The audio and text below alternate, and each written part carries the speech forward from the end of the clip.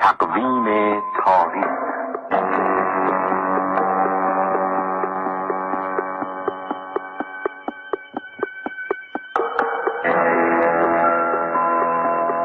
امروز دوشنبه 11 خرداد ماه سال 1371 هجری شمسی برابر با 29 ذیقعده سال 1412 هجری قمری مطابق با اول ژوئن سال 1992 میلادی است.